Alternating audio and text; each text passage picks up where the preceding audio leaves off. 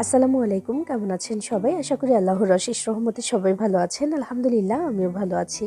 শানুস পাকের ঘরে নতুন আরও একটি রেসিপি দেখার জন্য সবাইকে আরও একবার ওয়েলকাম জানাচ্ছি। আজকে আমি তৈরি করে দেখাবো মুচমুচে শিমফুল। কুড়মুড়ে এই নাস্তাটা বানিয়ে নেওয়া একেবারেই সহজ এবং দেখতে শিমফুলের মতো বলেই কিন্তু এর নামকরণ হয়েছে শিমফুল। ময়দা দিয়ে তৈরি করবো আজকে এটা, অল্প মিষ্টি অল্প নোনতা। এটা চাইলে একবার বানিয়ে 1 মাস পর্যন্ত সংরক্ষণ করেও রেখে খেতে পারবেন। তো চলুন আজকে এটা কীভাবে বানিয়েছি দেখে নেওয়া যাক। আর আপনি আমার ভিডিওতে একটা লাইক করে চ্যানেলটি সাবস্ক্রাইব করে পাশেই থাকবেন আশা করছি। বিসমিল্লাহির রহমানির রহিম। প্রথমে আমি 1.5 কাপ পরিমাণে ময়দা নিয়ে নিচ্ছি। ময়দার পরিবর্তে আটা দিয়েও এটা তৈরি করতে পারবেন। এরপর এখানে দিয়ে দিচ্ছি গুঁড়ো করে রাখা চিনি 1 টেবিল চামচ পরিমাণে। এরপর দিলাম স্বাদ অনুযায়ী একটু লবণ আর দিচ্ছি কালো জিরা। এটা যদি পছন্দ করেন দিতে পারেন, না দিলে কিন্তু স্কিপও করে দিতে পারেন, তবে দিলে অনেক বেশি ভালো লাগবে খেতে। কালো জিরা দিয়েছি আমি এখানে আধা চা চামচ পরিমাণে, আর দিয়েছি 2 টেবিল চামচ সয়াবিন তেল। এবার হাতের সাহায্যে সবকিছু একসাথে ভালো মতো মিশিয়ে নিচ্ছি বা একটু ময়াম করে নিচ্ছি। যখন দেখবেন মুঠ করলে মুঠ হয়ে যাচ্ছে, আবার ছেড়ে দিলে ঝরঝর করে পড়েও যাচ্ছে, তখন বুঝতে হবে ময়ামটা ঠিকঠাক হয়েছে এবং এই নাস্তাটা একদম মুচমুচে এবং কুড়মুড়ে হবে। তো এবার আমি অল্প অল্প করে পানি দিয়ে এখানে একটা ডো মাখিয়ে নিচ্ছি। তবে খেয়াল রাখতে হবে পানিটা যেন বেশি পড়ে না যায়, কারণ এই ডোটা আমি একটু শক্ত করে মাখাবো। নর্মাল যে ডোটা আমরা মাখাই রুটি বা পরোটার জন্য, তার থেকে একটু শক্ত হবে এটা। তার কারণ এই যে নাস্তাটা বানাচ্ছি এটা কিন্তু একটু নিমকির মতো। তো এইটা যদি একদম নরম করে আমি মাখিয়ে নিই প্রথমেই, তাহলে কিন্তু দেখা যাবে যে এই নাস্তাটা খুব বেশি একটা মুচমুচে হবে না, বা মুচমুচে হলেও বেশি সময় এটা মুচমুচে রাখা যাবে না। তো সেই জন্য একটু শক্ত করে মাখিয়ে নিচ্ছি। দীর্ঘদিন পর্যন্ত এই নাস্তাটা কিন্তু মুচমুচেই থাকবে। তো দেখেন আমি বেশ খানিকটা শক্ত করে এটা মাখিয়ে নিচ্ছি, একটু দেখাচ্ছি। দেখেন ভেতরটা একটু খেয়াল করেন, একদম অমসৃণ আর এবড়ো থেবড়ো হয়ে আছে, তার মানে এটা একদম খাস্তা হয়েছে, মানে খাস্তা করে আমি এটাকে মাখিয়ে নিয়েছি। এবার আমি এটাকে 2 ভাগে ভাগ করে নিলাম আমাদের ডোটাকে, এবং রুটি বেলে তারপর নাস্তাটা তৈরি করে নিতে হবে। রুটিটা অনেকটাই পাতলা হবে এবং বেশ বড় সাইজের করে বেলতে হবে, তো সেই জন্য কিন্তু 2 ভাগে ভাগ করে নিয়েছি আমি। এবার একটা নিয়ে নিচ্ছি আমি, নিয়ে কিছুটা পরিমাণে ময়দা ছিটিয়ে দিচ্ছি, দিয়ে একটা রুটি বেলবো। ময়দাটা একটু বেশি করে ছিটিয়েছি, তার কারণ হচ্ছে একটু শুষ্ক রাখার জন্য, এটা যেন কোনোভাবেই নরম হতে না পারে সেজন্য। দেখেন বেলার যে ধরনটা সেটা দেখলে হয়তো বা বুঝতে পারবেন যে কতটা শক্ত করে আমি এটাকে বেলে নিয়েছি। খেয়াল রাখবেন কোনোভাবেই যেন নরম না হয় এই ডোটা। বেশ খানিকটা বড় করে এবং পাতলা করে একটা রুটি আমি এখানে বেলে নিয়েছি, এই যে এমন হতে হবে এটা। নাস্তাটার জন্য এবার এই রুটিটাকে কেটে নিতে হবে, সেজন্য আমি একটা কুকি কাটার ব্যবহার করছি, এই যে ছোট সাইজের যেটা, এটা নিয়েছি আমি কাটার জন্য। নাস্তাগুলো যেহেতু আমি একেবারেই ছোট করে বানাবো, এবং এই যে আমি গোল গোল করে কেটে নিচ্ছি না, এক একটা থেকে কিন্তু 4টি করে নাস্তা হবে।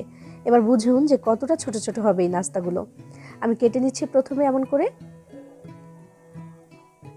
যে কোনো কিছু দিয়ে কিন্তু কেটে নিতে পারেন, বয়ামের ঢাকনা হতে পারে বা বোতলের ঢাকনা হতে পারে, যে কোনো কিছু। এই যেমন করে কেটে নিয়েছি, এবং বাড়তি যে অংশগুলো সেগুলোকে আমি তুলে নিচ্ছি। আবারও রুটি বেলে তারপর নাস্তাটা তৈরি করে নিতে পারবো। এবার এই যে ছোট্ট ছোট্ট রুটিগুলো, এগুলোকে আমি 4 ভাগে ভাগ করে নেব এক একটাকে। তো একটা ছুরির সাহায্যে আমি প্রথমে এগুলোকে কেটে নেব সবগুলোকে। নাস্তাগুলো কিন্তু একেবারেই ছোট সাইজের হবে, তবে দেখলে ভয় পাবার কিছুই নেই যে অনেক সময় লাগবে হয়তোবা বা অনেক কঠিন হয়তোবা, তেমন কোনো কিছুই না। এটা একবার বানাতে শুরু করলে দেখবেন যে অনেক ভালো লাগছে এবং মন চাইবে বানাতেই থাকি বানাতেই থাকি। আমি দেখিয়ে দেব যে কিভাবে এটা বানাতে হয়। দেখেন প্রথমে আমি এগুলোকে কেটে নিব, সবগুলোকে একসাথে কেটে নিচ্ছি, তাহলে কাজটি করতে অনেক সুবিধা হবে।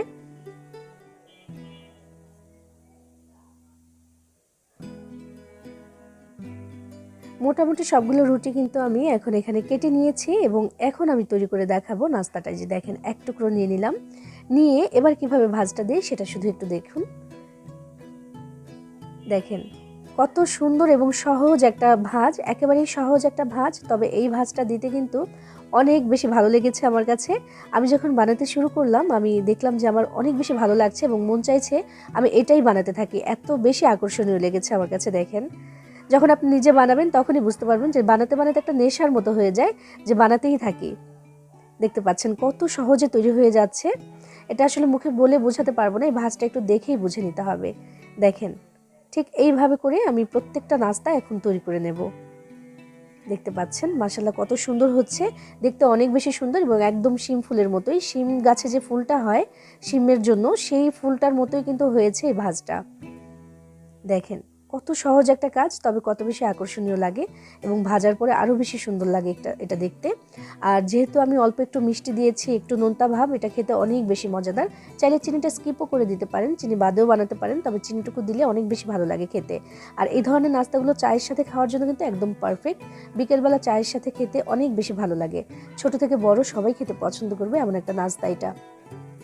কথা বলতে বলতে সবগুলো নাস্তা আমি বানিয়ে নিয়েছি, আর 1.5 কাপ ময়দা দিয়ে মাশাআল্লাহ অনেকগুলো নাস্তা হয়েছে। বিসমিল্লাহির রহমানির রহিম। ভাজার জন্য চলে এসেছি। অবশ্যই ডুবো তেলে ভাজতে হবে, এতে করে চারপাশ থেকে সমানভাবে ভাজা হবে এবং একটাও কিন্তু পুড়েও যাবে না, কারণ ভেসে ওঠার জায়গা পাবে বেশি তেল দিলে। তো সবগুলো একসাথেই আমি দিয়ে দিচ্ছি, যেহেতু আমি বড় একটা প্যান নিয়েছি, একসাথেই হয়ে যাবে। তো দিয়ে দেওয়ার পরে ভেসে উপর দিকে উঠতে শুরু করে দিবে দেখবেন কিছুক্ষণের মধ্যেই। আর চুলার আঁচটাকে মিডিয়ামে রেখে তারপর আমি ভাজবো। বেশিক্ষণ সময়ও লাগবে না, প্রায় 3 থেকে 4 মিনিটের মধ্যেই হয়ে যাবে এটা ভাজা। যেহেতু একেবারে ছোট ছোট, তাই ভাজার জন্য সময়ও কিন্তু অনেক বেশি লাগে না। তবে নাড়াচাড়া করতে হবে বারবার, যেন চারপাশ থেকে ঠিকঠাকভাবে ভাজা হতে পারে। ধীরে ধীরে কালারটা কিন্তু চেঞ্জ হয়ে এসেছে। মাশাআল্লাহ দেখতে দেখেন কতটা সুন্দর লাগছে। একদম সুন্দর পছন্দ মতো একটা কালার এসে গেলে আমি এগুলোকে তেল থেকে ছেঁকে তারপর তুলে নিচ্ছি। এর থেকে আর বেশি ভাজবো না, তাহলে কিন্তু দেখা যাবে যে নামানোর পরে কালো কালো হয়ে যাবে বা কালচে হয়ে যাবে একটু। তো আর বেশি ভাজবো না, এমনই আমি নামিয়ে নিচ্ছি। ভেজে নামিয়ে তারপর একটু ঠান্ডা হলে আমি দেখাচ্ছি। তৈরি করে নেওয়া হয়ে গেছে ময়দা দিয়ে তৈরি মুচমুচে এবং সুস্বাদু শিমফুল। এই শিমফুলটা কিন্তু এখন আপনি চাইলে রেখে দিতে পারবেন প্রায় 1 মাসের মতো। যে কোনো এয়ারটাইট বক্স বা কন্টেইনার অথবা বাটিতে করে এটা আপনি রেখে দিতে পারবেন। মোট কথা বাতাস যেন না লাগে এমন কোনো পাত্রে রেখে দিতে হবে। একদম এমনই মুচমুচে এবং কুড়মুড়ে থাকবে 1 মাস পর্যন্ত। চাইলে একদিন একটু কষ্ট করে বেশি করে বানিয়ে রেখে দিতে পারেন, কারণ আমি জানি এটা একবার বানিয়ে খেলে বারবার খেতে ইচ্ছে করবে। তাই একবারে বেশি করে বানিয়ে রাখলে অনেক দিন পর্যন্ত এটা খেতে পারবেন। বানিয়ে খেয়ে দেখবেন, ভালো লাগবে ইনশাআল্লাহ। সবাই ভালো থাকবেন, সবার জন্য সবাই দোয়া করবেন। আল্লাহ হাফেজ।